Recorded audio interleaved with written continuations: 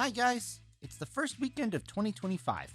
In my last video I gave my top films of 2024, and in this video I'm going to give you my top most anticipated films of 2025. As with that video, these films are in order of how they are going to be released, not necessarily in order of how excited I am, because I can never decide that stuff. Paddington in Peru.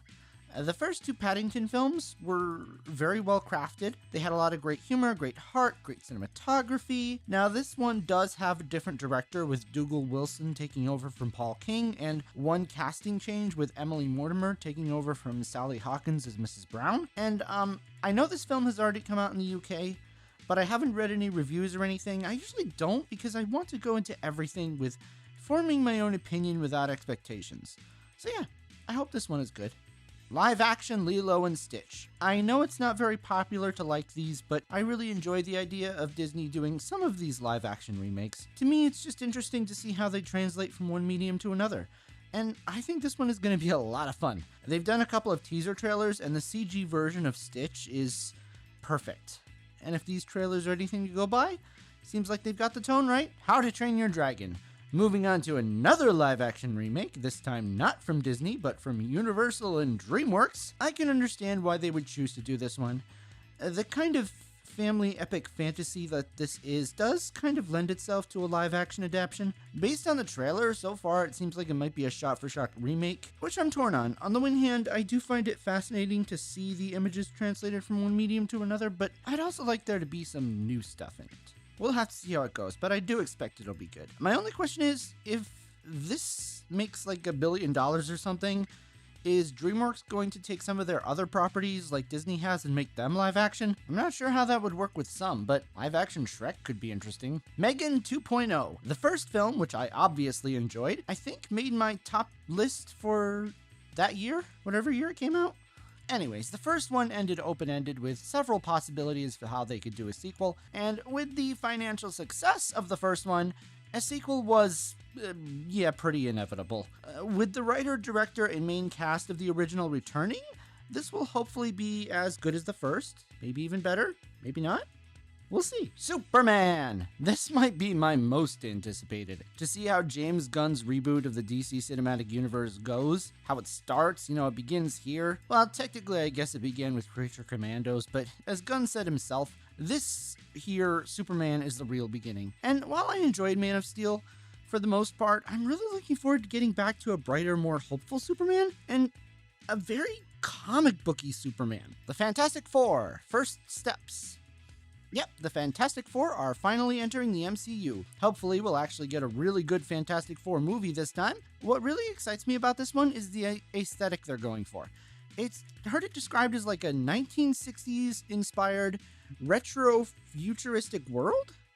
That just sounds like something that's very comic booky that we've never had in live action, and it just seems like a really great aesthetic for the big screen.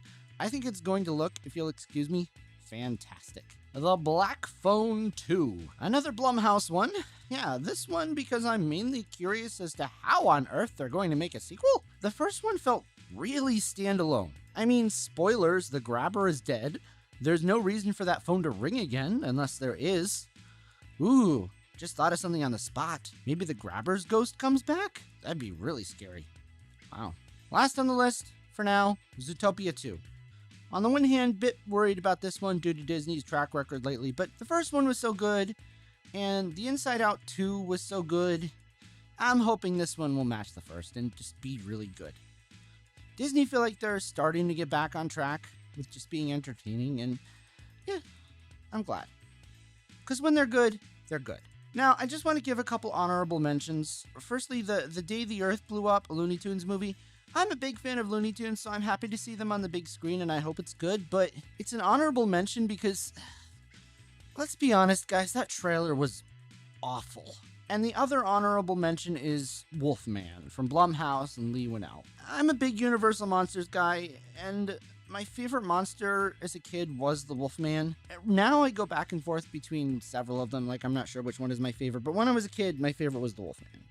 And because of that, you'd think this one would be higher on the list, but I'm a little worried. Lee Winnell has come out and said some things that have given me some hope lately, like the fact that that monster that was at that theme park was not his exemplifying of what he created in the movie, so hopefully that's true. But yeah, Universal just doesn't seem to know how to handle their monsters. Winnell also directed The Invisible Man back in, I think, 2020, and that one was fine. I didn't have anything against it. It was a decent movie. Just, I miss the gothic style architecture, the fog-filled forests. I feel like they always want to update things and make them realistic. I don't know why Hollywood, specifically Universal, is so scared of fantasy lately. It's like, I don't know, I'm kind of afraid this one is going to be, guy gets rabies and turns into a rabid beast and attacks his family. It's not a wolf, man. That's a zombie. I don't know. But we'll see.